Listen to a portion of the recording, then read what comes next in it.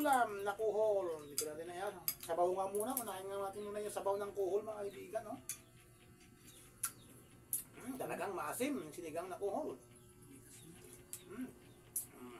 Hindi ko alam kung paano ba yung sinigang na kuhol. Oh. Mahirap kunin yung laman ng kuhol, mga kaibigan, kapag hindi binawasan sa puwit. Binawasan yung puwit, tiniktik yung puwit niya para yung iba, tinataktak na gayon. Pero yung iba naman ay dito, kinakarate, kinaganon. Ayan o, lumabas na, mga kaibigan o. Ayan o, lumabas na yung laman niya o. Siyempre, pagka uulamin natin, tingnan natin yung pwedeng kamayin, kinamay ko na o.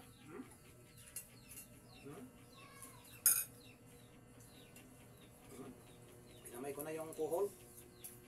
Ano? Kuhol. Nakaw.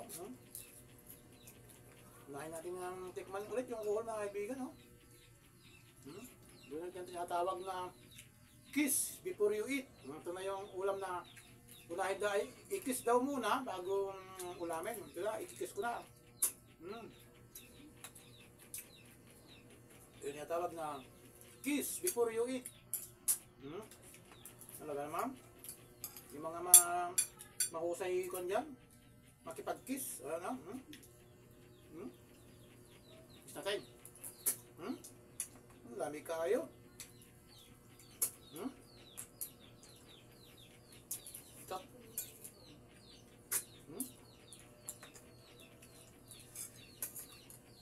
Yun lang ang pag-ulam ng kuhol, mga kaibigan. Pinahalikan muna bago kainin. Yan mo ba na? Mayroon ng mga tawag doon. Ayun o. Sinigang na kuhol. Ayun o. Ayun o. Halikan natin lahat. Bago makuha yung laman niya, halikan natin lahat. Kiss.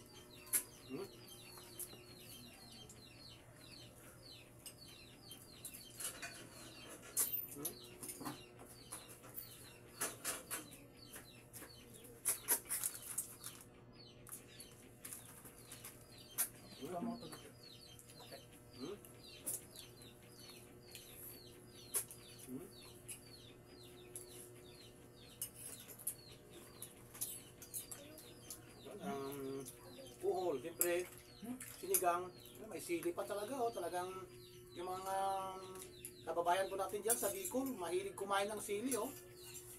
Sabi nga nila, napakamahalaga daw ang sili.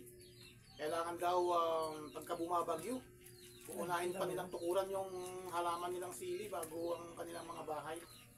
Tikman nga natin ang sili, kung mahang.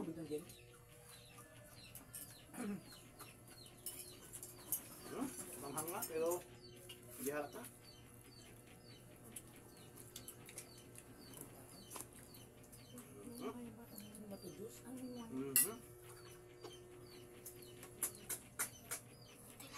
Ayaw eh, ayaw mahalikan eh. Gusto nilang na ipampag talaga na gano'n eh.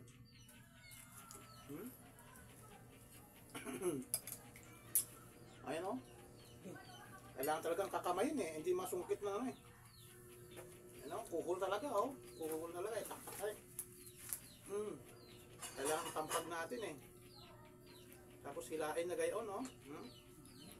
Tanggalin natin yung buntot niya. Kasi nandoon yung mga buntot eh. Nakaw. Nakaw. Nakaw. Kitang kita ka naman. Nakaw. Nakaw.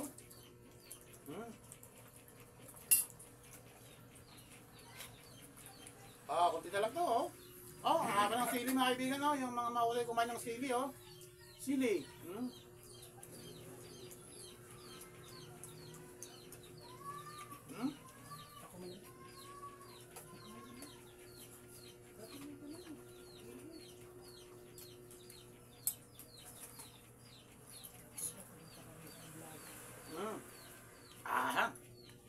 Ayan o.